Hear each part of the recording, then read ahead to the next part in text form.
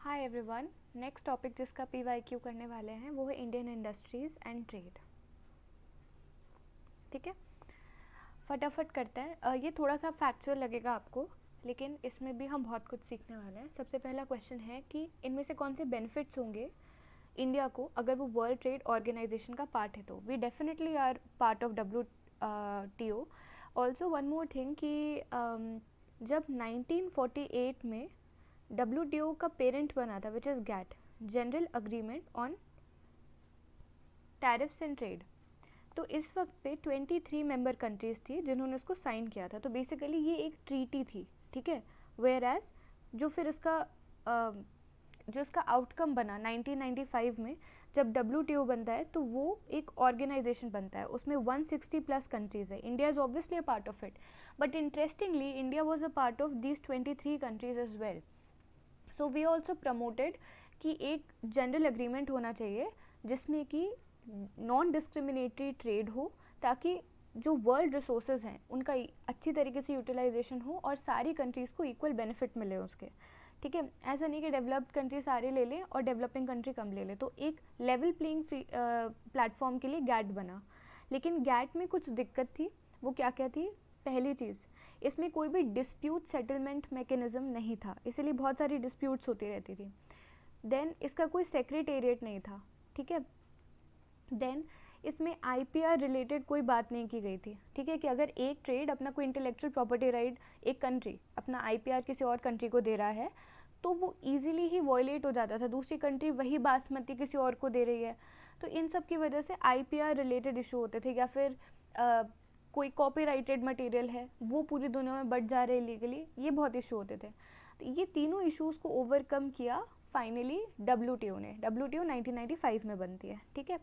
तो ये हमने पहले समा बांध लिया। अब हम देखते हैं कि इसमें से कौन सा सही है। India share in the world trade is to go up to from present 600 million, let me erase it. अगर आपको ये नोट करना था तो आप इसको वीडियो को थोड़ा सा पॉज कर सकते हैं पीछे जाके।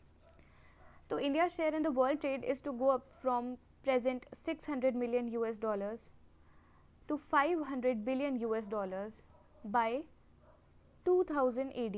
ये 1995 का क्वेश्चन है, ठीक है।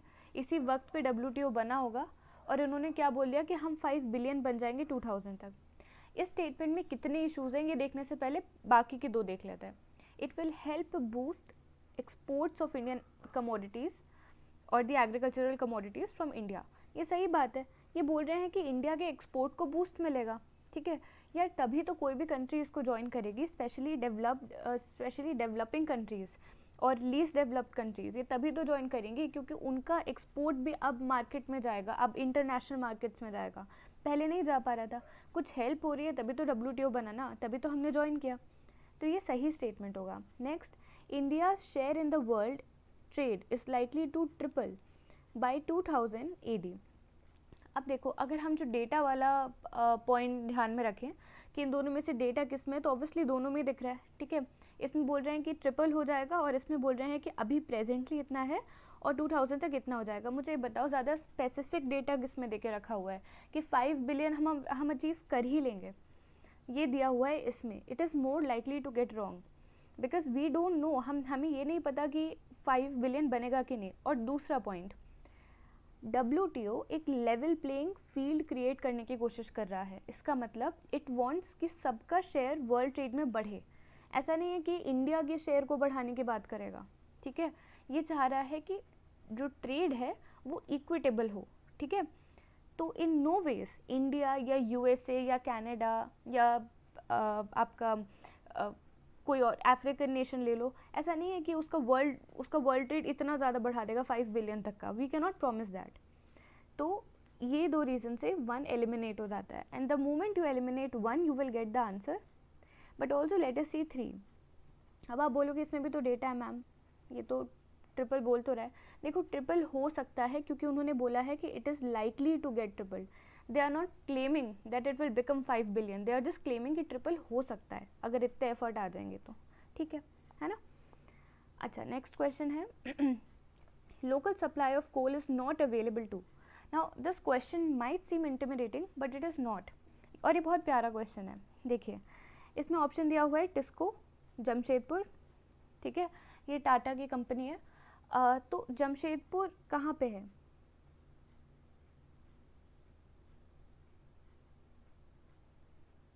ठीक है, भद्रावती कहाँ पे है?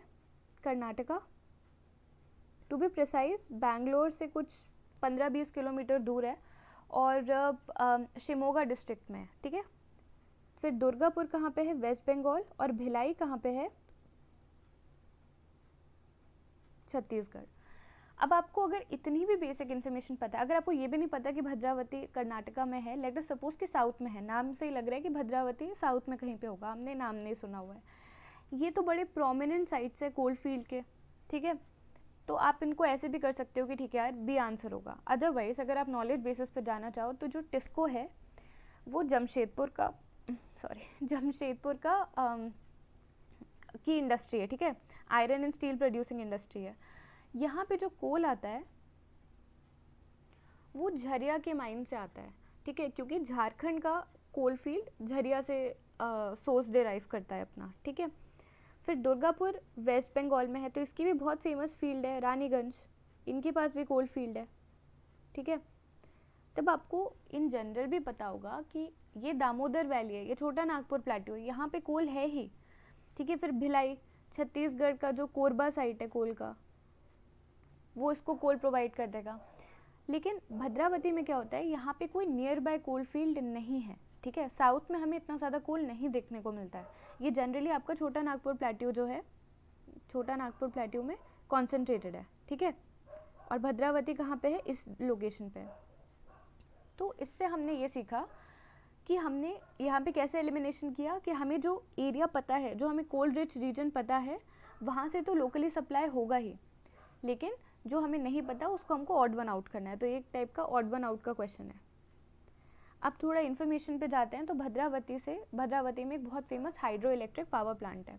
तो हाइड्रो इलेक्ट्रिसिटी की मदद से उसको पावर मिलता है, ना कि थर्मल पावर स्टेशन से, विच इज़ ड्राइव्ड बाय कोल, ठीक है। भद्रावती में जब कोल है नहीं तो फिर यहाँ पे आयरन एंड स्टील इंडस्ट्री क्यों है? इसके पीछे रीज़न ये है कि यहाँ पे आयरन, ठीक है, उसका रिड्यूसिंग एजेंट लाइमस्टोन और मैंगनीज बहुत ज़्यादा मिलता है। तो ये वाला रॉ मटेरियल मिल रहा है ना, इसीलिए भद्रावती में हमने एक स्टील इंडस्ट्री बना के रखी हुई है। साउथ की जो भी इंडस्ट्रीज़ हैं उनको जनरली थर्मल पावर प्लांट से सोर्स नहीं मिलता है, उनको हाइड्रो इलेक्ट्रिक एनर्जी से ही पावर मिलती है। तो ये एक जनरल चीज़ पे अगर आप NCERT भी पढ़ लो तो भी आपको समझ में आ जाएगा। फिर देखिए कि थर्ड और फोर्थ हमें नहीं करना है, क्योंकि ये बहुत साल, मतलब काफ़ी साल पुराना क्वेश्चन है, अभी ये रेलिवेंट नहीं है, ना स्कीम्स रेलिवेंट है ना कुछ। The contribution of India's small scale sector, which is MSME, to the gross turnover in the manufacturing sector since 1992 has been in the order of, मतलब कितने % का contribution कर रहा है ये मैन्युफैक्चरिंग सेक्टर में। GDP की बात नहीं हो रही है। तो इससे रिलेटेड आज की डेट में क्या फैक्ट चल रहे हैं ये देख लेते हैं। GDP में इसका contribution है नियर अबाउट 15%, मैन्युफैक्चरिंग में इसका कंट्रीब्यूशन है इसका जस्ट डबल और नियर अबाउट डबल 33%, और एम्प्लॉयमेंट में इसका कंट्रीब्यूशन है नियरली 40%, ठीक है। फिर एक्सपोर्ट्स में भी इसका एक बहुत बड़ा कंट्रीब्यूशन है, इसीलिए प्रॉपर मिनिस्ट्री बनी हुई है MSME के लिए। तो इसका आंसर क्या होगा? 33 से क्लोजेस्ट क्या दिख रहा है? 34%, ठीक है। नेक्स्ट क्वेश्चन है, which of the following places are known for paper manufacturing industry? For a place to be an important center of paper manufacturing we need 2-3 things. First is bamboo plantation. अब चलो आप बोलोगे bamboo तो कहीं पे भी उग जाता है, बट स्टिल बैम्बू सबसे ज़्यादा कहाँ दिखता है? नॉर्थ ईस्ट में दिखता है, ट्राइबल एरियाज़ या फॉरेस्टेड एरियाज़ में दिखता है, करेक्ट। दूसरी चीज़, पेपर मैन्युफैक्चरिंग में बहुत ज़्यादा पानी की रिक्वायरमेंट होती है, पेपर की ब्लीचिंग के लिए, उसको रिड्यूस करने के लिए और उसको दूसरे फॉर्म में कन्वर्ट करने के लिए बहुत ज़्यादा पानी चाहिए। तो another thing is source of water, और अगर रिवर हुआ तो बेस्ट है, ठीक है। अभी ये चीज़ें अपन, हमें सिर्फ ये दोनों चीज़ें पता है ना। लेटेस्ट सी कि इनमें कौन कौन सी चीज़ें हम एलिमिनेट कर सकते हैं। क्वेश्चन है what are known for paper manufacturing, ठीक है।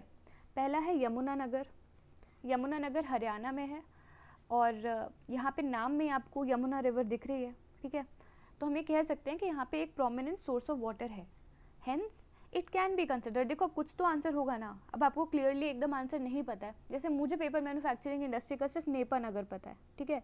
नेपा नगर बुरहानपुर डिस्ट्रिक्ट में आता है मध्य प्रदेश के, ठीक है। और ये इसको बोलते हैं पेपर टाउन ऑफ इंडिया, क्योंकि यहाँ पे नेपा मिल्स हैं जो कि इंडिया में सबसे ज़्यादा न्यूज़ प्रिंट के पेपर्स प्रोड्यूस करती है।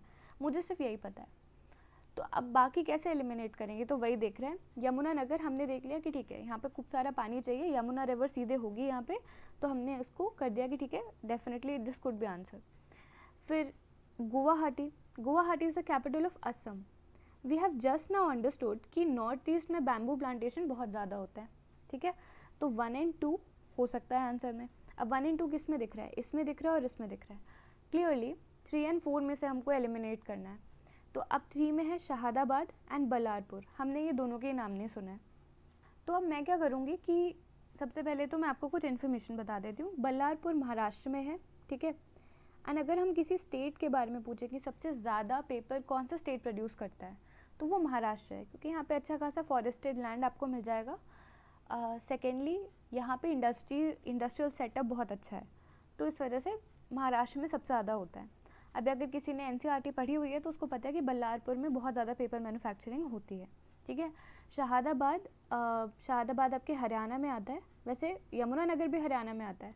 आप कंफ्यूज हो सकते हो अगर आपको ज़्यादा ही नॉलेज है कि अरे ये दोनों तो सेम ही है, लेकिन शहादाबाद पहली बात तो सुनने में नहीं आता, और दूसरी चीज़ चलो एक और सिटी हरियाणा में है and we can't make a comment on this. How will I solve this question now, कि पहली चीज़ अगर मुझे ये भी पता है कि बल्लारपुर महाराष्ट्र में है तो मैं एलिमिनेट कर दूंगी, मैं बोलूँगी शहादाबाद तो फिर नहीं है, क्योंकि ऑल ऑफ द अबव नहीं है ना आंसर। अगर ऑल ऑफ द अबव होता तो शायद कन्फ्यूजन की गुंजाइश होती, अभी नहीं हो सकती। तो हमने यहाँ पे याद कर लिया पेपर मैन्युफैक्चरिंग इंडस्ट्रीज़ कौन कौन सी हैं। एक आप नेपा नगर याद रखो मध्य प्रदेश की, यमुना नगर याद रखो हरियाणा की, बल्लारपुर महाराष्ट्र की, गुवाहाटी असम की, ठीक है। मेनली आपको क्या देखना है कि वहाँ पे फॉरेस्टेड एरिया है कि नहीं, बैम्बू प्लांटेशन ज़्यादा है कि नहीं, और कोई सोर्स ऑफ वाटर है कि नहीं, ठीक है।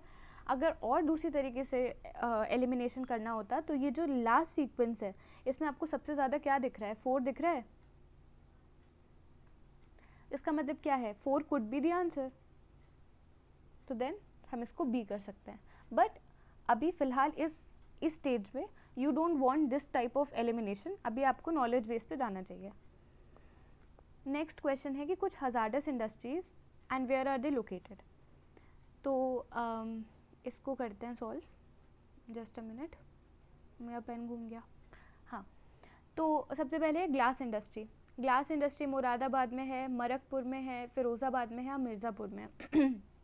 देखिए like me I assume I will definitely give you the information because अभी वो मेरा रिस्पॉन्सिबिलिटी है, बट अगर मैं एग्ज़ाम हॉल में बैठी होती तो शायद मुझे भी इन सब का नहीं पता है, ठीक है। नाउ लेट अस सी कि कैसे इसको सॉल्व किया जा सकता है।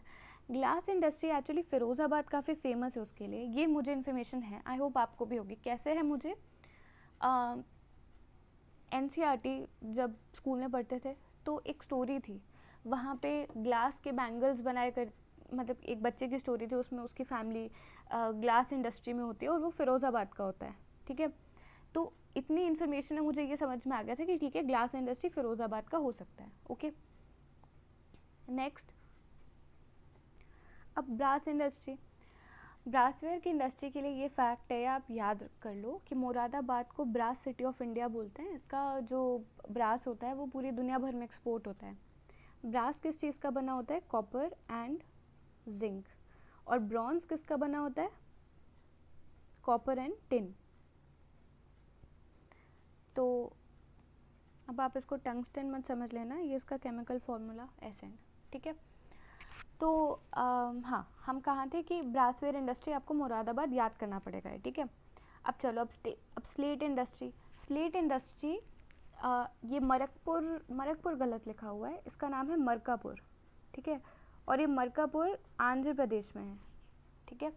तो यहाँ पे स्लेट इंडस्ट्री फेमस है। अब देखो ये क्वेश्चन सॉल्व कैसे होगा, ये क्वेश्चन सॉल्व होगा सिर्फ 2 इन्फॉर्मेशन से, ठीक है। पहली चीज़ कि मैंने बचपन में 12th तक पढ़ाई करी एनसीईआरटी से करी हुई है, ठीक है। तो एक स्टोरी से मुझे याद आ गया कि ठीक है, ग्लास इंडस्ट्री फिरोज़ाबाद की थी, इससे हो गया कि ए तो 3 है, तो मेरे को पता है कि ए और सी में से कोई आंसर होगा। अब देन बात होती है कि हैंडमेड कारपेट इंडस्ट्री। तो मूवी मिर्ज़ापुर देखी होगी, मिर्ज़ापुर में कालीन भैया क्या करते हैं, तो कालीन भैया, क्यों कालीन भैया नाम है उनका, बिकॉज उनकी इस चीज़ की इंडस्ट्री है और नाम ऑब्वियसली सीरीज़ का मिर्ज़ापुर है। तो डी तो 4 हो जाएगा, या आप एलिमिनेट कर लोगे, तो जहाँ जहाँ आपको ये पता चल गया कि कालीन भैया मिर्ज़ापुर के, तो वहीं से आपका हो जाएगा ए आंसर, ठीक है। और इन्फॉर्मेशन के लिए हमने ये देख लिया कि ब्रास सिटी ऑफ इंडिया किसे कहते हैं, मुरादाबाद को, और स्लेट कहाँ पे मिल रहा है, आंध्र प्रदेश में मरकापुर में, ठीक है, ये कहाँ पे है, Andhra Pradesh. Also you have to know, अगर आप इंडिया का मैप देखेंगे, ये वैसे इन्फॉर्मेशन एनसीईआरटी में भी है,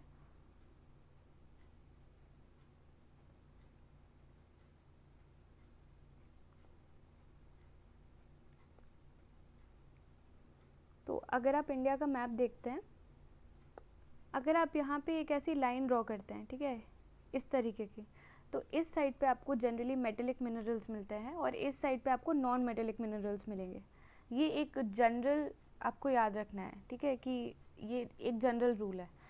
लेकिन डेफिनेटली जो आंध्र प्रदेश साइड है, यहाँ पे माइका बहुत ज़्यादा मिलता है, स्लेट बहुत ज़्यादा मिलता है, ठीक है, और लाइमस्टोन मिलता है। तो आंध्र प्रदेश एक एक्सेप्शन आपको समझना है, बाकी सारी जगह पे वेस्ट एंड ईस्ट का कॉन्सेप्ट आप याद रखना। नेक्स्ट क्वेश्चन इज कि हमें फॉलोइंग स्टेटमेंट कंसिडर करना है कि price of a currency in international market is decided by what. First है वर्ल्ड बैंक, सेकेंड है demand for good services provided by the country concerned, stability of the government of the concern country, economic potential of the country in question. फिलहाल के scenario को imagine करके ये question को solve करने की कोशिश करेंगे, अभी भी रेलेवेंट है। देखिए, किसी भी चीज़ का प्राइस दो चीज़ों पे डिपेंड करता है, एक होता है डिमांड, एक होता है सप्लाई। अगर डिमांड बहुत ज़्यादा है, सप्लाई कम है उस हिसाब से, तो ये इन्फ्लेशनरी प्राइस देगा, ठीक है।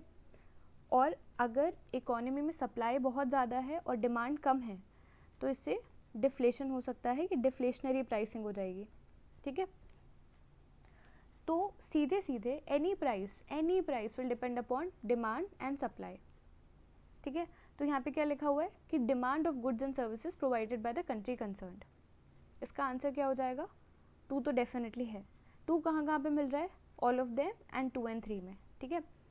नाउ लेट अस सी वर्ल्ड बैंक। एक बार आप देखो, वर्ल्ड बैंक किस चीज़ के लिए बना हुआ था, डेवलपमेंट असिस्टेंस के लिए, ठीक है।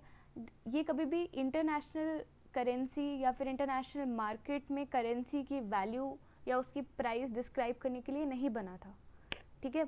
इनफैक्ट IMF प्राइस स्टेबिलिटी के लिए है, इकोनॉमिक स्टेबिलिटी के लिए है, लेकिन प्राइस ऑफ करेंसी वो भी मैनिपुलेट नहीं कर सकता। ऐसे ऑर्गेनाइजेशन इन चीज़ों के लिए थोड़ी होते हैं यार।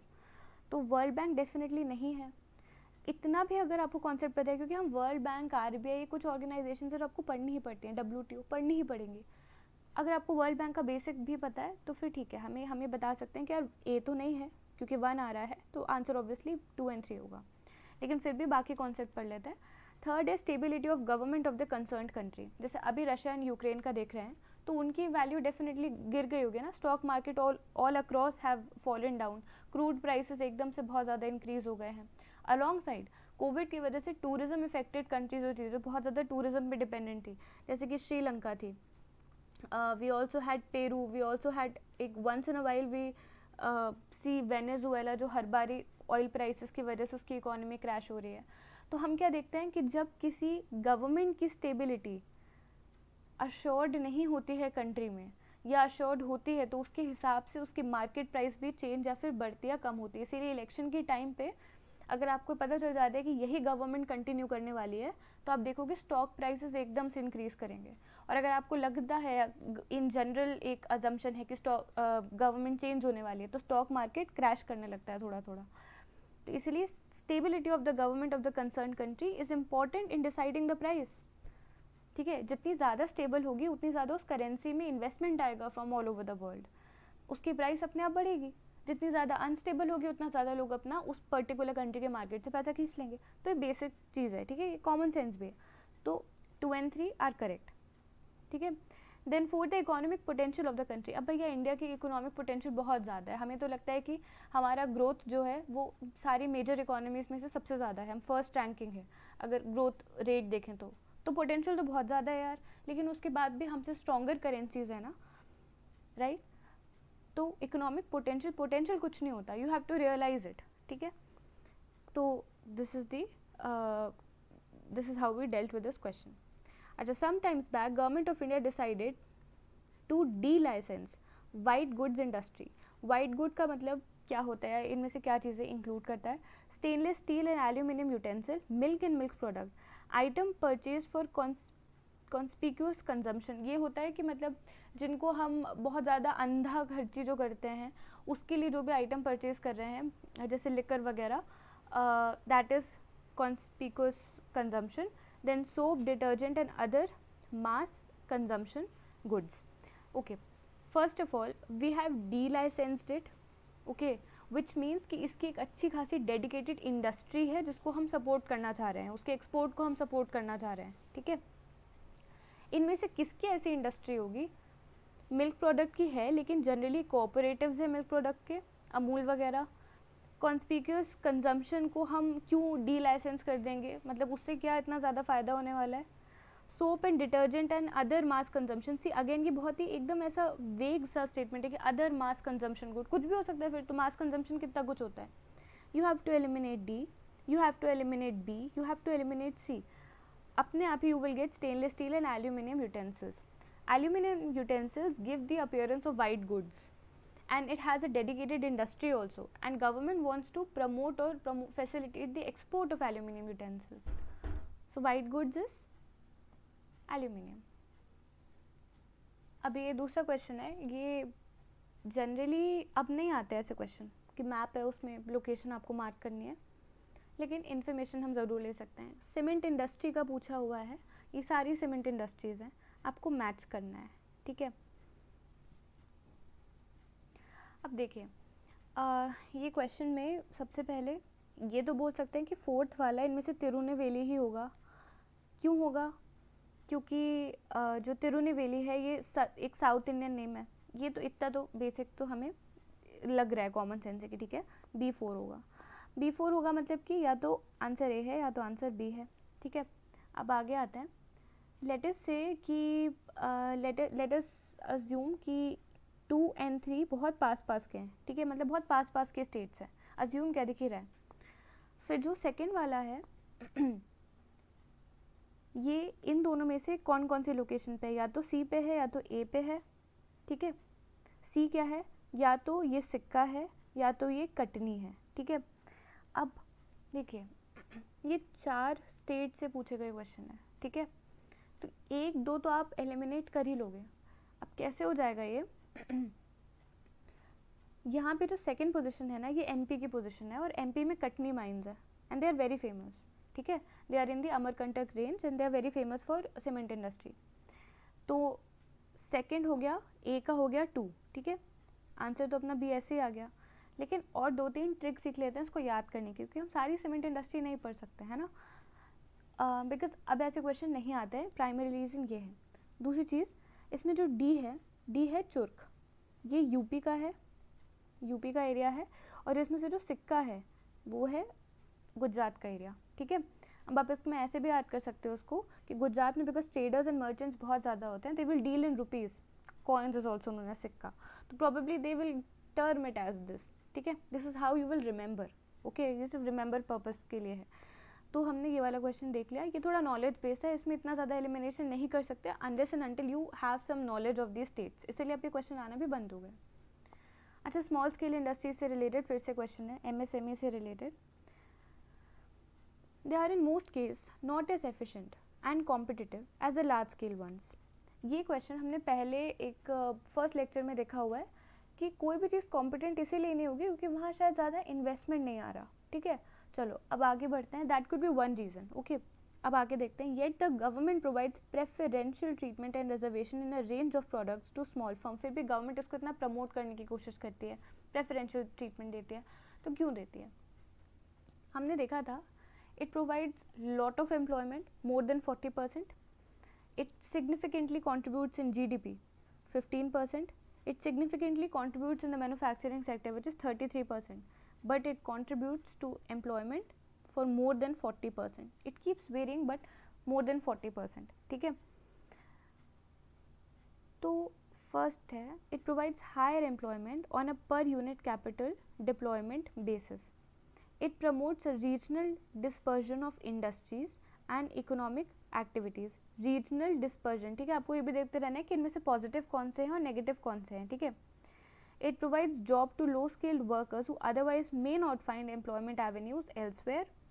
They have performed better in export of manufactured products than the large scale one. Now you can see all of them are somewhere positive. ठीक है. लेकिन इसमें से सबसे ज़्यादा eliminatable कौन सा ऑप्शन है? When they are saying कि they have performed better in export of manufactured product than the large scale one. अरे भैया, ये 1950s के टाइम से हम लार्ज स्केल इंडस्ट्री पे फोकस कर रहे हैं, ये तब से ग्रो कर रही हैं. ठीक है. आपको मैं लार्ज स्केल इंडस्ट्री पूछूंगी, आप ज़्यादा बता दोगे, स्मॉल स्केल आप नहीं बता पाओगे. ऑब्वियसली इसको ज़्यादा कैपिटल भी मिलता है क्योंकि ये ज़्यादा फ्लरिश कर चुकी है. इनको तो ज़्यादा कैपिटल भी नहीं मिलता, ये इतना उसके कंपैरिजन में क्या ये बेहतर एक्सपोर्ट कर सकती है? नहीं, है ना. तो आप 3 को एलिमिनेट करो, सबसे पहले तो ये काम करो. इससे समझ में ये आ रहा है कि 1 तो सही आंसर है. ठीक है. और 1 सही है भी. It provides higher employment. We have seen कि पर यूनिट कैपिटल डिप्लॉयमेंट जितना हो रहा है उसके बेसिस पे ये ज़्यादा लोगों को रखते हैं. क्यों? क्योंकि यहाँ पे मैकेनाइजेशन कम है. अब बिकॉज ये ज़्यादा लोगों को रख रहे हैं, इसका मतलब ये भी है they are providing jobs to low skilled workers. ठीक है. Small scale industries are like polythene की इंडस्ट्री, छोटी छोटी पेपर की इंडस्ट्रीज़, या फिर अचार पापड़, जो थोड़ा सा जिसमें इंडस्ट्रियल डिप्लॉयमेंट भी हो उस तरीके की. तो या फिर कैफ़ेज़ वगैरह हैं, या इंटरनेट के ये सुविधा केंद्र वगैरह जो होते हैं. तो यहाँ पे ये सारी जो चीज़ें हैं, ये इनमें लोग ज़्यादा लगते हैं. अब ज़्यादा लोग जहाँ पे भी लग रहे हैं, विच मीन्स कि probably they are low skilled workers. ठीक है. Otherwise if you get 1 very very highly skilled person, you will eliminate 20 people against him, correct? So because we are able to employ so much, we are generally helping the non-skilled workers who may not find employment avenues elsewhere. तो इसीलिए हमारे यहाँ पे जो इतनी rocket high unemployment है, उसको absorb करने के लिए, उसको कम करने के लिए गवर्नमेंट प्रमोट्स MSMEs और small scale industries. So the correct answer is 1 and 4. ठीक है. नेक्स्ट है, from the balance sheet of a company हम क्या क्या चीज़ें जज कर सकते हैं. इट इज़ पॉसिबल टू जज the extent of profitability of the company, assess the profitability and size, determine the size and composition of the asset and liabilities of the company, determine the market share, debt and asset of the company. So if you are going to become the revenue officer, you should be knowing these things. So let us understand. किसी भी चीज़ का balance क्या होता है, balance sheet क्या होता है. जैसे हम देखते हैं हमारा इम्पोर्ट एंड एक्सपोर्ट, ठीक है, करंट एंड कैपिटल देख लेते हैं. अगर हम बैलेंस ऑफ पेमेंट निकालें तो किसी कंट्री का, किसी नेशन का, कंपनी के लिए क्या होगा, वही कुछ उसका पॉजिटिव होगा जो वो गेन कर रही होगी, कुछ उसका नेगेटिव जो उसको पे करना होगा या उसकी कंपनी से जाने वाला है. यही बैलेंस शीट है. तो बैलेंस शीट कंपनी की कैसे बनती है? एक तरफ सारे एसेट्स होते हैं जो जो उसके पास हैं, जो उसने कमाया, कितना रेवेन्यू हुआ at a given point of time. जिस भी टाइम पे आप गए, आपने पूछा उनसे, वो आपको उस डेट तक का, अभी तक का सारा बता देंगे कि आप उनके एसेट्स क्या क्या थे. It will also include the equity capital जो उनको मिला है. ठीक है. But will it also count their market shares? because एक इसमें आ रहा है ना market share. will it also count their market shares? देखिए, market share can not be specifically mentioned as asset और लायबिलिटी. अच्छा, उससे पहले नेगेटिव में क्या आ जाएंगे, एक तरफ एसेट आ जाएंगे सारे, एक तरफ सारी लायबिलिटी आ जाएंगी. जैसे कि उनको कितना डेट देना है, कितना उन्होंने लोन लेके रखा हुआ है, कितना उनको पे बैक करना है, एम्प्लॉयज़ को कितना देना है, ये सब कुछ उनकी लायबिलिटी है. सपोज एक बैंकिंग कॉरपोरेशन है तो उसकी सेविंग्स कितनी है, वो सब उसको देना पड़ेगा.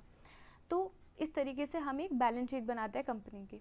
जो उसके मार्केट के शेयर्स हैं, they can not be explicitly mentioned as its asset और liability. Why? Because it is subjected to market risk. सुनते हैं ना. तो इसीलिए we can not explicitly reveal balance sheet में our shares, because we don't know कि कौन से कॉलम में रखे भैया. अगर अच्छा उसने काम कर दिया, अगर अच्छा कैपिटल मिल गया शेयर से, तो हम लिख देंगे कि ठीक है इतना इक्विटी कैपिटल हमको मिल गया. नहीं तो फिर हम नहीं बोल सकते. ठीक है. तो market share you have to cut down. Now if you check the balance sheet, we know that there are two things you will definitely know. One is the asset and the other are the liabilities. कहाँ पे दिख रहा है ये? Asset and the liabilities of the company. You will also be able to determine the size and the composition. ठीक है, कितना size है, उनमें एसेट्स में क्या क्या आ रहा है, लाइबिलिटी में क्या क्या आ रहा है. बट मोर ओवर बिकॉज इसका नाम बैलेंस शीट है, यानी प्लस माइनस का बैलेंस हो रहा है, asset and liability will be revealed. So the answer is C. Okay, अभी फिर से इंडस्ट्रियल सेंटर पूछ लिया. Pearl fishing. अरे पर्ल फिशिंग कहाँ होगा? जहाँ पे कोई पोर्ट होगा, जहाँ पे कोई कोस्टल एरिया होगा, वहीं पे पर्ल फिशिंग होगी. अच्छा, अब आपको लग रहा है कि ठीक है टूटिकोरिन भी है, मारमागांव ये सब पोर्ट्स हैं, ठीक है, पर ये तो पता है कि पुणे नहीं है, तो ए का 1 तो नहीं हो सकता, ये एलिमिनेट कर देंगे. तो क्या ए और बी में सब हमें जज करना है, ठीक है. फिर ship building industry, automobiles and engineering goods. Engineers सबसे ज़्यादा किधर पे जाते हैं? पुणे में. यू कैन से पुणे में, ठीक है. लेकिन अब आप ऑप्शन चेक करो, डी का क्या है, या तो 3 है या तो 4 है, ठीक है, 3 या 4, पिंजौर या फिर मारमागांव. अब मारमागांव एक प्रॉपर पोर्ट है, ठीक है, इट इज़ इन गोवा, ये गोवा का पोर्ट है, तो हम ये नहीं बोल सकते ना कि यहाँ इंजीनियरिंग गुड्स बनते होंगे. वी कैन नॉट से, करेक्ट. सो अभी इसको भी हम साइड में रखते हैं, लेकिन ये हमें पता है कि ठीक है आप पुणे को अब नहीं कर सकते.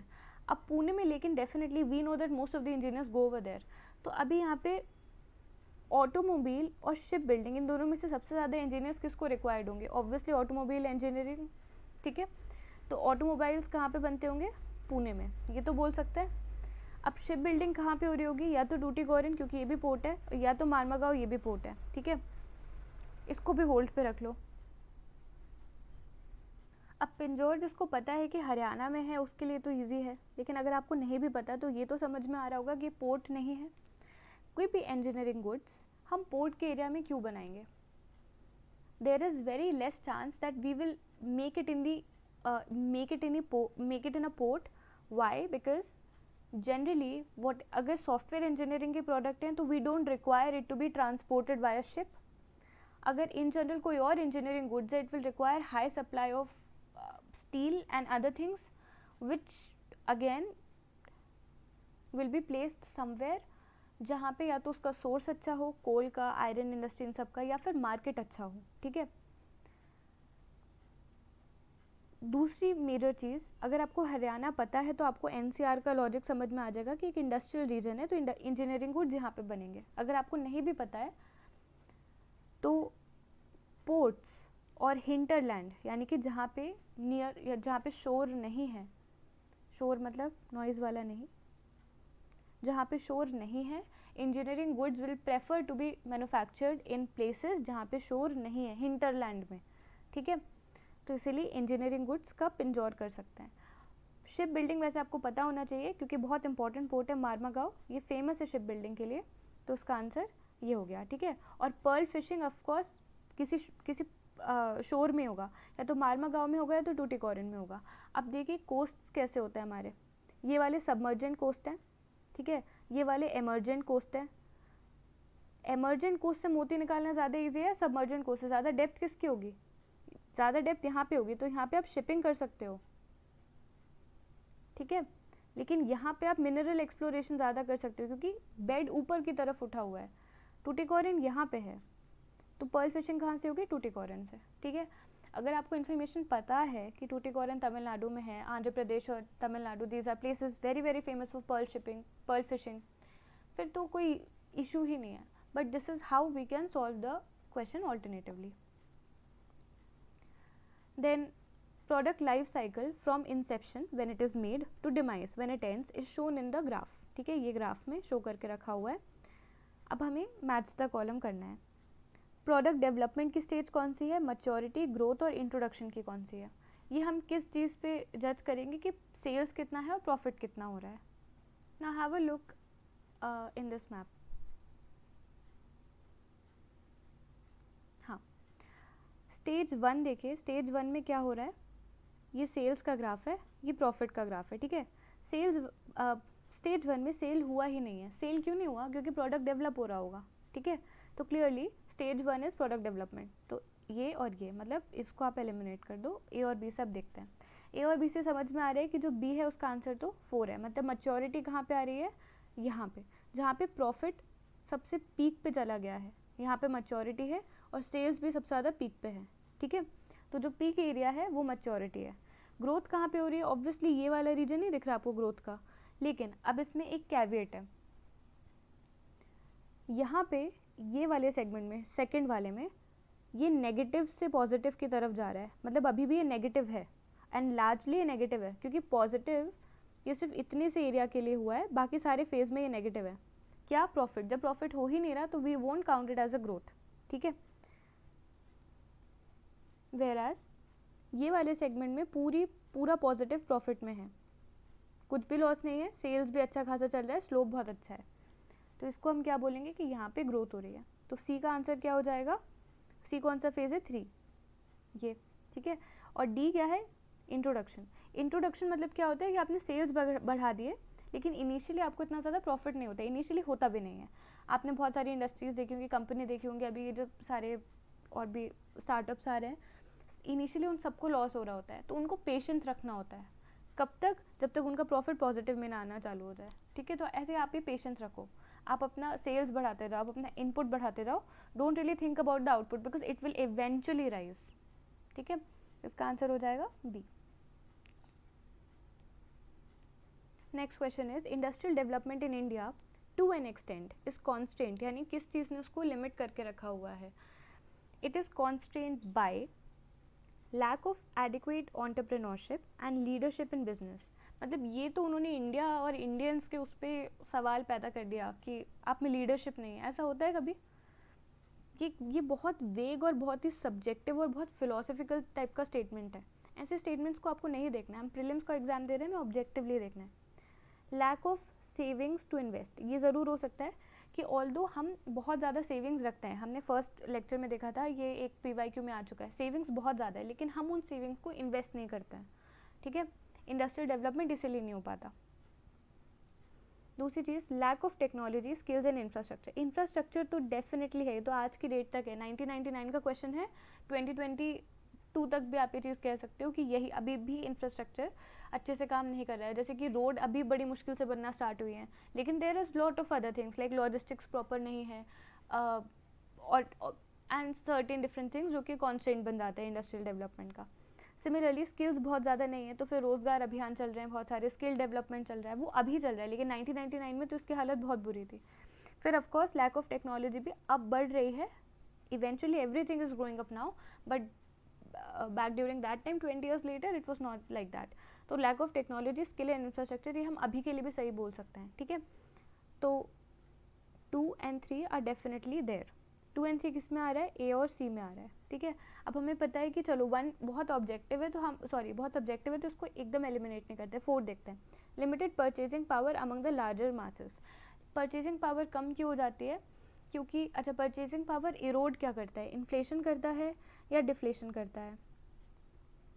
इन्फ्लेशन परचेजिंग पावर को इरोड कर देता है। इसका मतलब क्या होता है कि आपकी डिमांड बहुत ज़्यादा है इकोनॉमी में, लेकिन सप्लाई कम है। सप्लाई कम क्यों है? क्योंकि हमारे पास इतनी इंडस्ट्रीज़ ही नहीं हैं कि हम इतना प्रोड्यूस कर पाएँ, हमारे पास इतना लॉजिस्टिक ही नहीं है कि जो फार्मर्स वेजिटेबल्स या बाकी सारी चीज़ें रख रहे हैं वो स्टोर हो पाए, वो ख़राब ना हो जाए।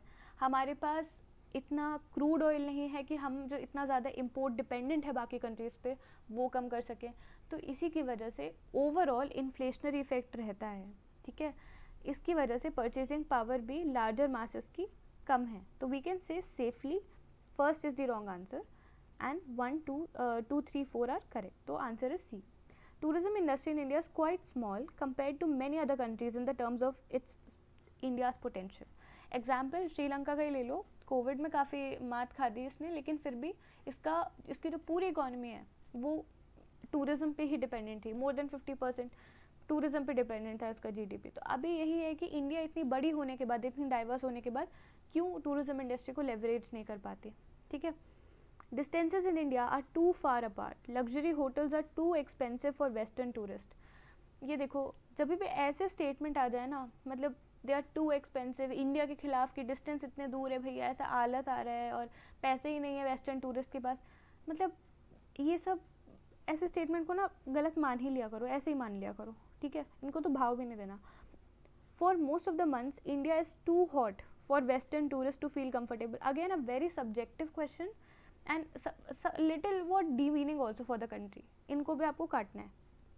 Most of the picturesque resorts in India, such as Northeast and Kashmir, for all practical purposes are out of bounds. ठीक है, एक इसको कंसिडर कर सकते हैं कि जो सबसे ज़्यादा पिक्चरस्क रिजॉर्ट हैं जहाँ लोग जाना चाहते हैं कश्मीर में, नॉर्थ ईस्ट में, वहाँ वो लोग जा ही नहीं पा रहे हैं. क्यों? क्योंकि कुछ ना कुछ रिस्ट्रिक्शन है. ठीक है. फिर India, infrastructure required for attracting tourists is inadequate. Now, among both of them, which one is the most objectively correct statement?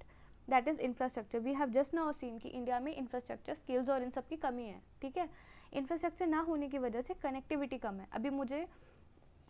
अभी कोई टूरिस्ट पैदल चल के नहीं जाएगा ना जम्मू में ऊपर तक, अगर उसको हेलीकॉप्टर की सुविधा ना प्रोवाइड करी जाए. वो भी बहुत बाद में होती है. तो 1999 का क्वेश्चन है. अभी भी ट्राइबल एरियाज बहुत ज़्यादा टूरिज्म पोटेंशियल रखते हैं, लेकिन ट्राइबल एरिया तक जाए कौन? वहाँ पे बेसिक हेल्थ और हाइजीन का भी इंफ्रास्ट्रक्चर नहीं है, बेसिक टॉयलेट्स भी नहीं होते हैं. यही रीज़न है कि बहुत सारे टूरिस्ट यहाँ पे अट्रैक्ट नहीं हो पाते हैं. आपको ये देखना है कि कौन सा ऑप्शन ज़्यादा ऑब्जेक्टिव है. ऐसे नहीं कि गर्मी लग रही है, पहुँच के बाहर हैं, कश्मीर तो तुम जा ही पहुँच के बाहर है, ये कैसी बातें होती हैं. Go for a more objective one. Match list 1 and list 2 and select the correct answer using the codes given below. अब ये देखिए, कुछ कंपनीज़ का नाम दिया हुआ है और सेंटर का नाम दिया हुआ है ना. मुझे पता है, आई एम श्योर आपको भी नहीं पता होगा, पर सॉल्व तो करना पड़ेगा क्योंकि क्वेश्चन पूछ लिया. इसमें से सबसे नोन चीज़ क्या लग रही है? Aluminium company limited. कोई एल्यूमिनियम की कंपनी बॉक्साइट के रिसोर्स के पास होगी. बॉक्साइट सबसे ज़्यादा कहाँ पे है? उड़ीसा में. उड़ीसा का कोई सिटी दिख रही है यहाँ पे? Bhubaneswar, capital of Orissa. तो डी होगा 2. ये तो मान रहे हो? मतलब सी और ए की तरफ ध्यान भी नहीं देना. बी एंड डी देख लेते हैं. बी एंड डी से ये भी पता चल रहा है कि सी का आंसर 3 है. मतलब फर्टिलाइजर्स कहाँ पे मिल रहे हैं? कलोल में. हमको पता भी नहीं कलोल कहाँ है. वैसे ये है तो गुजरात में, लेकिन ठीक है, नहीं पता, कोई दिक्कत नहीं है, आगे बढ़ो. अब बचता है कि ए और बी, इनमें से किसका एलिमिनेशन किया जा सकता है अभी तक के नॉलेज के बेसिस पे. ठीक है, I am not expecting you to know more than this. एक है एटलस साइकिल कंपनी है एक, और एक है भारत अर्थ मूवर्स. और अपने पास ऑप्शन क्या क्या बचे हैं? बैंगलोर बचा है और सोनीपत बचा है. ठीक है, इसमें से सोनीपत हरियाणा में है. I hope this you know, I hope. ठीक है, हमने भी थोड़ी देर पहले देखा कि जो ऑटोमोबाइल्स हैं, ऑटोमोबाइल का एक सेंटर देखा था, वो भी हरियाणा में था. Did we see it or not? It was Pinjore. ठीक है, I am really sorry, not automobiles, engineering goods का हमने देखा था पिंजौर में. ठीक है, तो जो एटलस साइकिल कंपनी है, that will be, it is more likely that it will be in Sonipat. Earth movers could be a logistic service. Logistic services are mostly provided in the service center of India, Silicon Valley of India, which is Bangalore.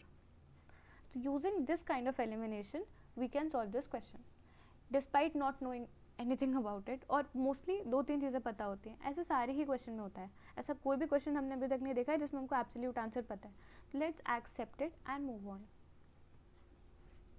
Question 18. IT is fast becoming very important field of activity in India. This is definitely true. More than 60% of GDP is derived from service sector. Correct है. Reason ये दिया हुआ है कि software is one of the major exports of the country. We definitely do a lot of export in software. This is true. But let us read it carefully. India has a very strong base in hardware. हमारे पास silicon है क्या? हमारे पास chips हैं क्या? हमारे पास semiconductor हैं क्या? या फिर हम अभी भी चाइना से ही मंगा रहे हैं? और ये क्वेश्चन 20 साल पहले का है. अब जाके हमारे पास प्रोडक्शन लिंक्ड इंसेंटिव जैसी स्कीम्स आई है, आत्मनिर्भर भारत आए, मेक इन इंडिया आए. तब तक तो आया भी नहीं था. We were very poor in hardware. We still are. We are not that good in hardware. So reasoning is incorrect. We don't have a very strong base in hardware. We have a very strong base in software. So A is true, R is false. Again, which of the following factors regarding an industry determine the nature and size of the industry? उसका capital investment, labour force, business turnover और power consumption. अगर हम MSME का distinction देखें ना कि किस basis पे माइक्रो, स्मॉल और मीडियम बनाया जाता है, तो although it has been revise now, but still there were 2 factors. एक तो कितना कैपिटल आ रहा है, ठीक है, और एक कितना उसका टर्नओवर होता है। इसी चीज़ पे तो डिसाइड करेंगे भाई कि इंडस्ट्री छोटी है कि इंडस्ट्री बड़ी है। अभी लेबर फोर्स सबसे ज़्यादा तो एमएसएमई में होता है, तो लार्ज स्केल इंडस्ट्री से कोई बना दो, लेबर फोर्स ज़्यादा है तो पावर कंजम्पशन उस इंडस्ट्री में ज़्यादा होगा जहाँ पे अच्छी टेक्नोलॉजीज या तो नहीं है या फिर वो बहुत पावर इंटेंसिव है। ठीक है, जैसे एल्यूमिनियम इंडस्ट्री है तो वही लार्ज इंडस्ट्री है क्या? पेपर इंडस्ट्री लार्ज इंडस्ट्री हो जाएगी क्या? ऐसा नहीं होता। तो इसका आंसर क्या हो जाएगा? 1 एंड 2। तो 1 एंड 2 यहाँ पे ऑब्वियसली इससे, हाँ जी, तो इसका आंसर हो जाएगा capital investment, business turnover 1 and 2। And because since इसमें 1 एंड 2 आइसोलेटेड नहीं है, 1, 2 एंड 4 है। ऑल दो एमएसएमई की क्लासिफिकेशन में पावर कंजम्पशन हम नहीं लेते हैं अगर हम उसको एक स्ट्रक्चर माने तो, लेकिन फिर भी according to this question B should be the correct answer. India's software export increased at an average growth rate of 50% since 1955 to 56. Why? Because Indian software companies were cost effective and maintained international quality. इसमें जो first वाला है थोड़ा सा factual है, तो ठीक है, रिकॉर्डेड होगा ना कि यार इसका ग्रोथ रेट 50% बढ़ गया है, तो ठीक है, ये सही है। इसका आंसर देखो, जो इसका रीजनिंग है ये बहुत ही अच्छा है, मतलब बहुत देश प्रेम वाला है कि हम बहुत कॉस्ट इफेक्टिव हैं, सस्ते में काम कर देते हैं, टीसीएस, इन्फोसिस वगैरह, और इंटरनेशनल क्वालिटी को मेंटेन करके रखते हैं, है ना। So okay, we are good. So A and R individually are true and R is the correct explanation.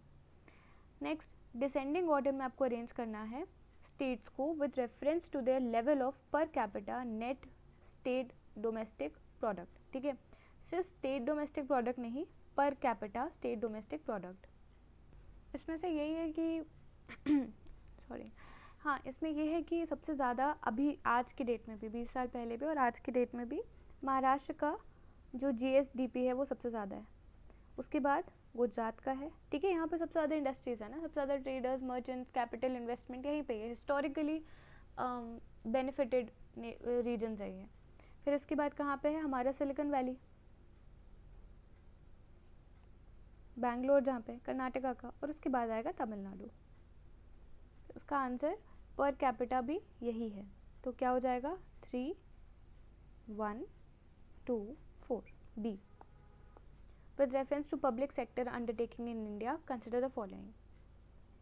Minerals and Metal Trading Corporation of India Limited ये लार्जेस्ट नॉन ऑयल इम्पोर्टर है country की, ये एक fact है, इसको side में रखो। Project and equipment corporation of India is under the ministry of industry. इसमें देखो नाम में ही आ रहा है ना, इक्विपमेंट बन रहा है, कोई इक्विपमेंट इंडस्ट्री की मिनिस्ट्री ही बनाएगी। ठीक है, ये क्वेश्चन, ऐसे क्वेश्चन अब नहीं आते हैं by the way, we are just trying to understand how to solve the question. One of the objectives of export credit guarantee corporation of India limited is to enforce quality control and compulsory pre-shipment inspection of various exportable commodities. ECGC जो है ये बहुत important corporation है, सबसे पहले मैं ये बता दूँ, लेट्स बिगिन फ्रॉम दिस। इसका काम क्या होता है, एक्सपोर्ट क्रेडिट गारंटी, यानी कि कंट्री के एक्सपोर्ट्स को फैसिलिटेट करने के लिए जो एक्सपोर्टिंग कंपनीज़ हैं उनको इंश्योरेंस प्रोवाइड करना कि अगर वो शिप में अपना एक्सपोर्ट लेके जा रहे हैं और उनका इतना 2.5 लाख करोड़ का एक्सपोर्ट गिर गया किसी वजह से, डिज़ास्टर से गिर गया, किसी शिप ने गन मार दी, गिर गया पूरा, उनको कितना बड़ा लॉस हो सकता है। ठीक है, एक्सपोर्ट में ये सब रिस्क होता है, उनको इंश्योर करना, उनके मैन्युफैक्चरर्स को क्रेडिट गारंटी देना ताकि वो एक्सपोर्ट ज़्यादा बनाए, ये काम होता है एक्सपोर्ट क्रेडिट गारंटी कॉरपोरेशन का। फिर ये कितना पुराना है, 1957 से बना हुआ है, लोगों को अभी भी इसके बारे में नहीं पता है। और दूसरी चीज़ कौन सी मिनिस्ट्री के अंदर है वो बहुत इंपॉर्टेंट है, ministry of commerce and industry.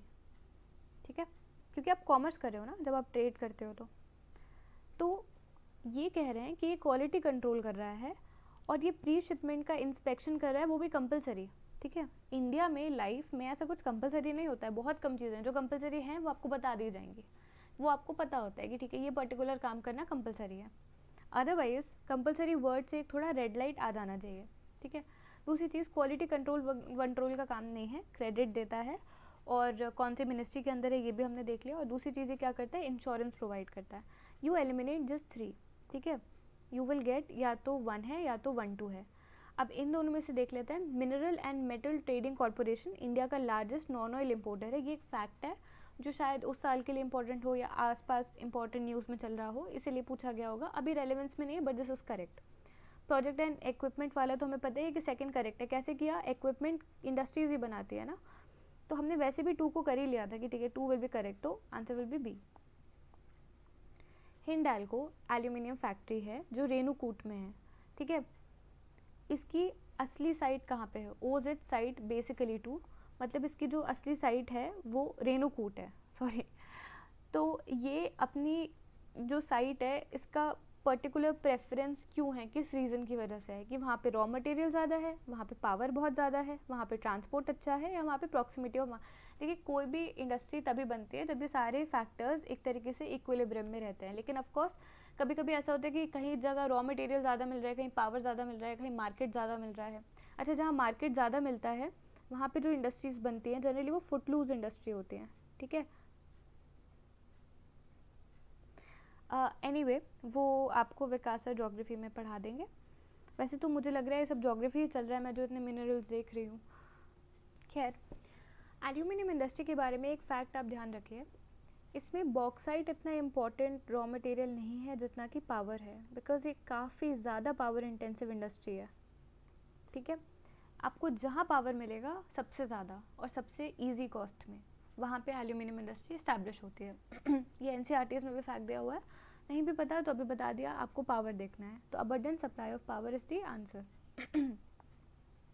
Which of the following committee has recommended abolition of reservation of items from the small scale sector industry? आप देख रहे हो पिछले 2 साल से, मतलब पिछले 2 ने, अभी हमने देख लिया अप्रॉक्सीमेटली 8 साल तक के, यहाँ पे हम बार बार देख रहे हैं स्मॉल स्केल इंडस्ट्री के बारे में है। खैर, इन्होंने बोला कि डी रिजर्व कर दो स्मॉल स्केल सेक्टर को। इसमें से यही है कि नरसिम्हम कमेटी हमने बैंकिंग रिफॉर्म्स के लिए देख लिया था, तो स्मॉल स्केल सेक्टर के लिए नहीं होगा।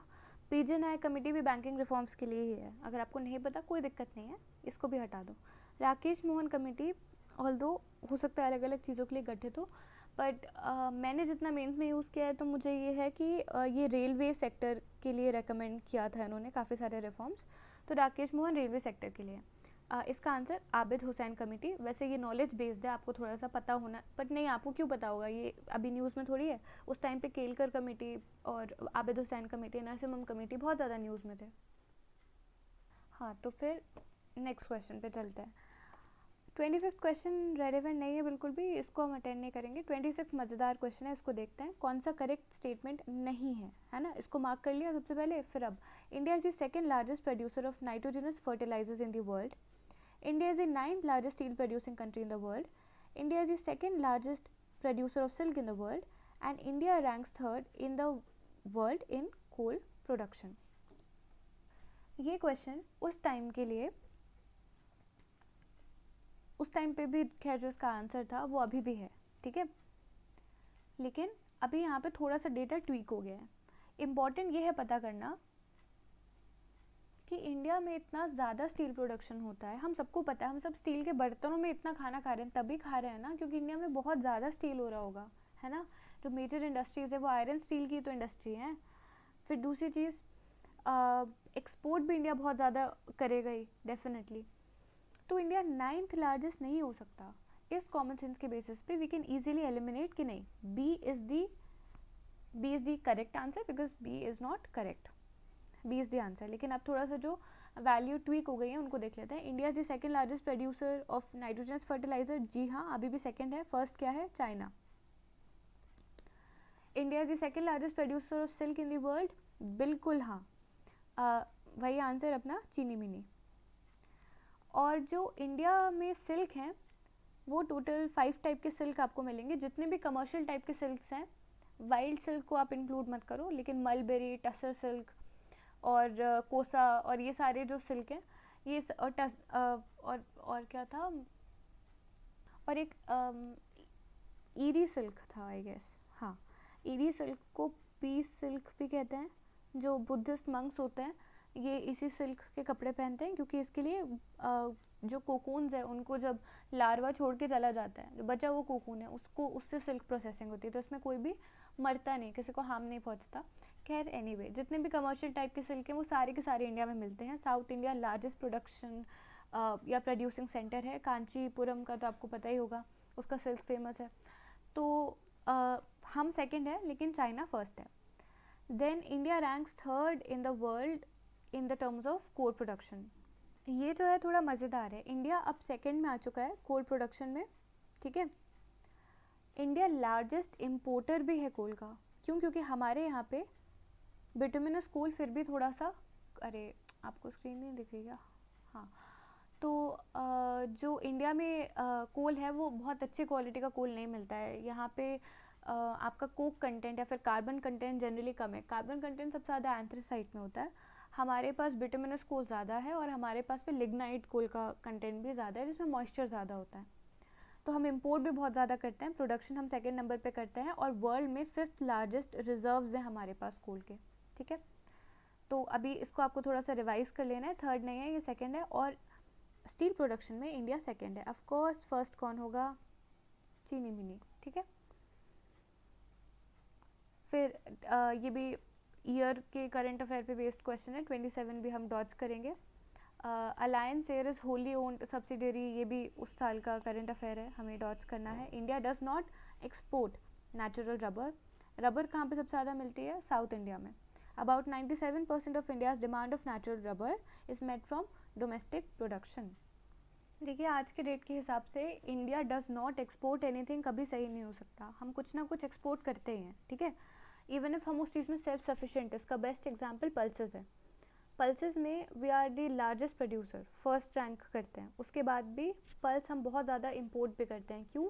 क्योंकि हमारी पॉपुलेशन बहुत ज़्यादा है। पॉपुलेशन रिक्वायरमेंट हमारे हाईएस्ट प्रोडक्शन से भी फुलफिल नहीं होती। एंड एनी हाउ आजकल की ट्रेड में ये है कि हम, ये स्टेटमेंट बहुत एक्सट्रीम है कि we do not export anything, natural rubber तो बहुत दूर की बात है, ठीक है। तो असर्शन तो गलत हो जाएगा, ए इज़ डेफिनेटली फॉल्स, ठीक है। तो ऑब्वियसली आपका आंसर डी आपको मिल ही जाएगा कि ये है। लेकिन मैं अब आपको बता दूं कि about 95% of India's demand for natural rubber is made from domestic production, ये आज के लिए गलत हो जाएगा, ठीक है। 97 नहीं, क्योंकि हम इंपोर्ट भी काफ़ी ज़्यादा करते हैं। इंपोर्ट कहाँ से करते हैं?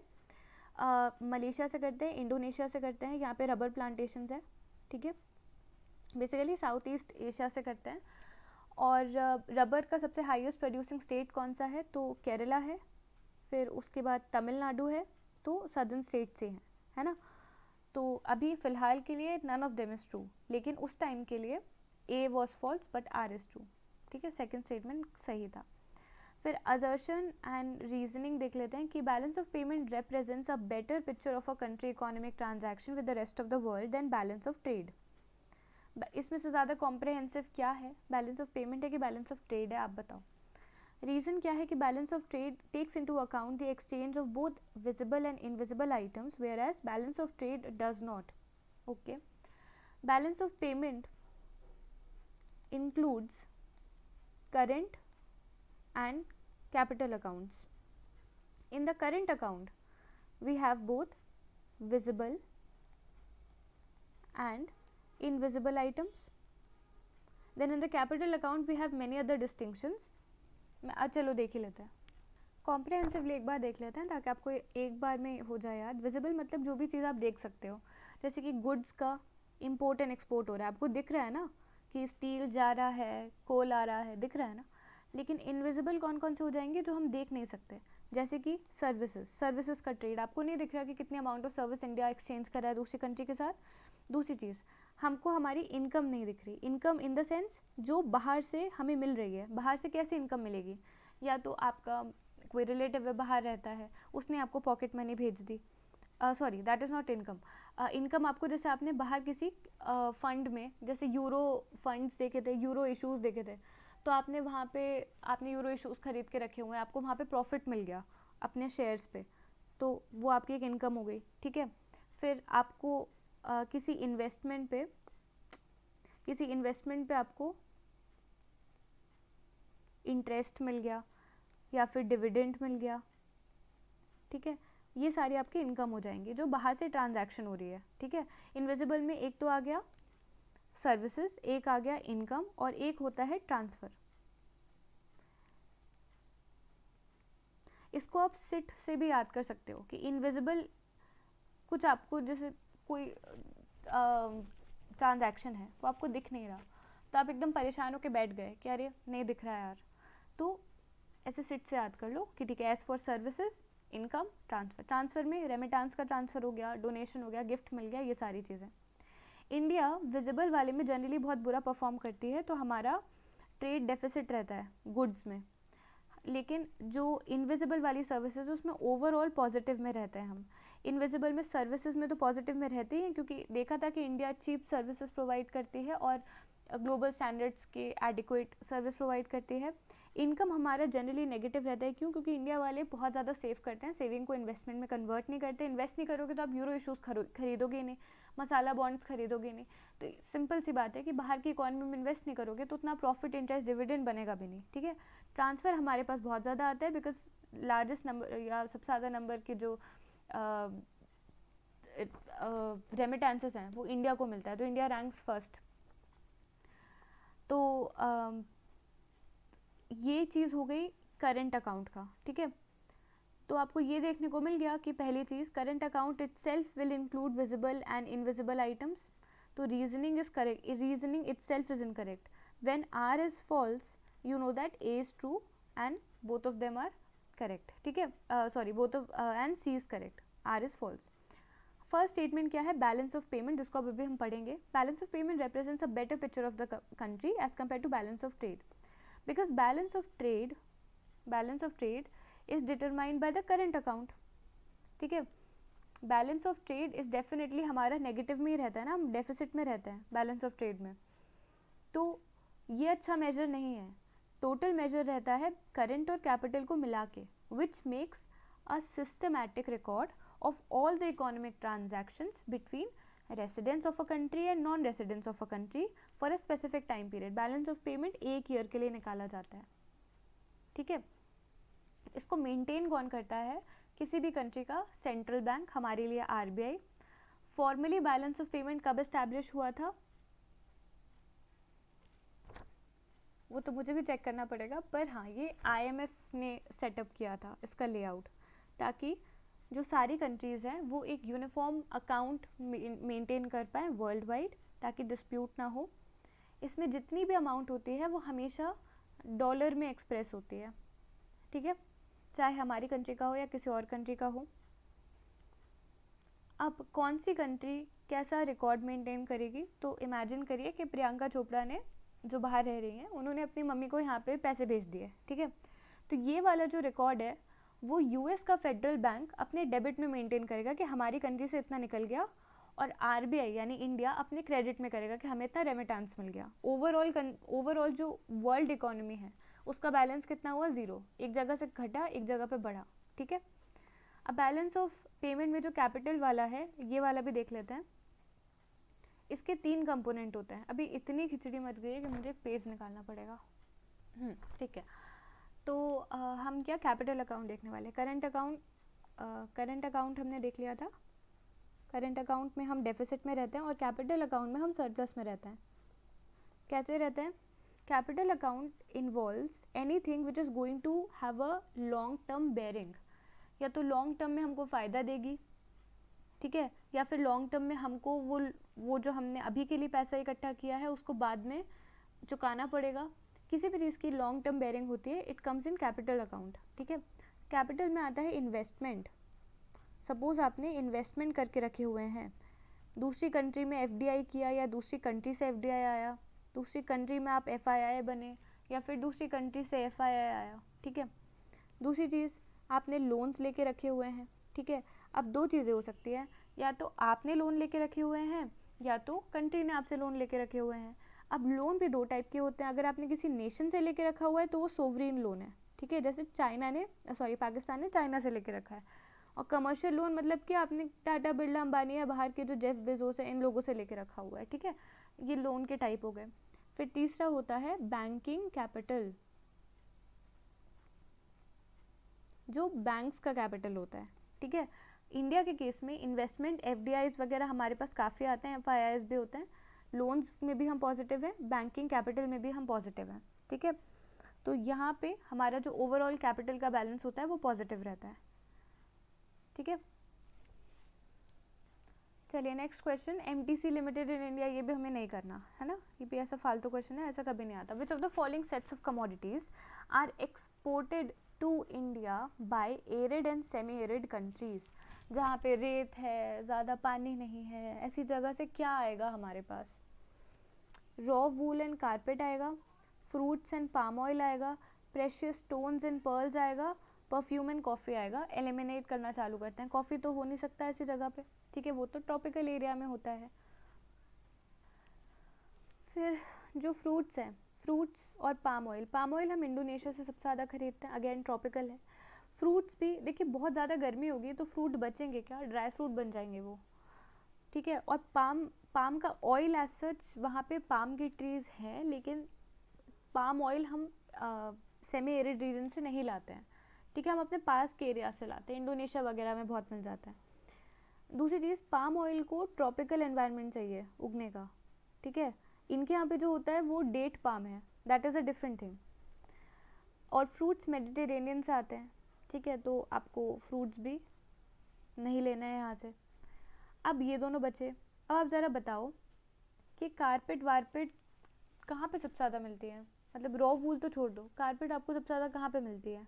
तो हमको मिलता है सऊदी अरेबिया, यूएई. यहाँ पे जो अलादीन बना हुआ था वो भी कारपेट पे चलता है ना. तो सिम्बॉलिक कि उनके कल्चर में कारपेट का इंपॉर्टेंस है. कारपेट का इंपॉर्टेंस क्यों है? Because they have lot of raw wool, ठीक है, they have lot of expertise in making carpets. Therefore हम वहाँ से raw wool and carpet import करते हैं, ठीक है. प्रेशियस स्टोन्स एंड पर्ल्स तो खुद हमारे पास ही रहे बहुत सारा, तो उसको इम्पोर्ट करने की इतनी ज़रूरत नहीं रहती है. Which of the following is not a feature of limited liability partnership? Partners should be less than 20.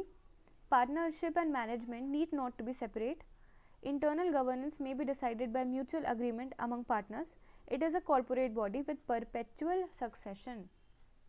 इसको दो तरीके से सॉल्व करेंगे. पहली चीज़, डेटा कहाँ पे दिया हुआ है? Less than 20. Limited liability partnerships LLPs में क्या 20 से कम लोग होंगे? इससे भी छोटी फर्म्स क्या कहलाती हैं? Partnership firms. ये पार्टनरशिप फर्म का फीचर होता है कि लेस देन 20 लोग होते हैं. लिमिटेड लायबिलिटी में ऐसा नहीं है, तो obviously this is not the feature. लेकिन हाँ, ये आपके कॉरपोरेशन जितनी बड़ी भी नहीं होती है, इस वजह से इसमें पार्टनरशिप और मैनेजमेंट सेम ही रहती है, ठीक है. यानी कि जिनके बीच में पार्टनरशिप हुई है वही मैनेजमेंट भी कर रहे होंगे, MDs भी वही होंगे. इंटरनल गवर्नेंस कैसे डिसाइड होगी? बिकॉज एक पार्टनरशिप फर्म है, इसीलिए it will be decided by mutual agreement. And then it is a corporate body, ये तो ऑब्वियसली है, विद परपेचुअल सक्सेशन. आप कितना भी कर सकते हो, ठीक है, क्योंकि ये पार्टनरशिप के बेसिस पे बनी हुई है. आपके फिर बेटे को दे दिया, फिर भाई को दे दिया, फिर आगे हम ऐसे सक्सेशन में चला सकते हैं. खैर, द पॉइंट इज कि partners should be less than 20 is not a criteria for limited liability partnership. It is only for partnership firms, ठीक है, जिनकी मैक्सिमम लिमिट होती है 20 की. फिर विच of the following is regulated by forward markets commission? देखिए, forward market क्या होता है कि कमोडिटीज़ की जो फ्यूचर ट्रेडिंग होती है, कमोडिटीज़ मतलब जो भी चीज़ हम कंज्यूम कर सकते हैं, जैसे एक बोरी गेहूँ, एक बहुत सारा मिल्क, ठीक है, मतलब ऐसी कोई भी चीज़ जो कि फाइनेंस ना हो, ठीक है, आयरन ले लो, स्टील ले लो, ये सब कमोडिटीज़ हैं.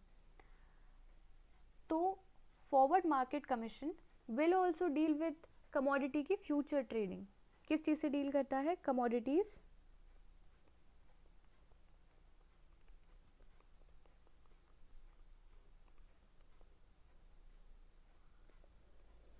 अब अगर मैं आपसे पूछूं कि यहीं पे इसी का फाइनेंशियल काउंटर पार्ट क्या है, यानी कि ये तो फॉरवर्ड मार्केट हो गया, कमोडिटी का मार्केट हो गया. फाइनेंशियल मार्केट में फाइनेंशियल फ्यूचर ट्रेडिंग कौन मैनेज करता है? ये कौन करता है? सेबी. और ये कौन मैनेज करता है? Forward markets commission. तो ये क्या चीज़ करता है, क्या काम करता है? करेंसी का फ्यूचर ट्रेडिंग कराएगा? नहीं, वो फाइनेंशियल में आएगा.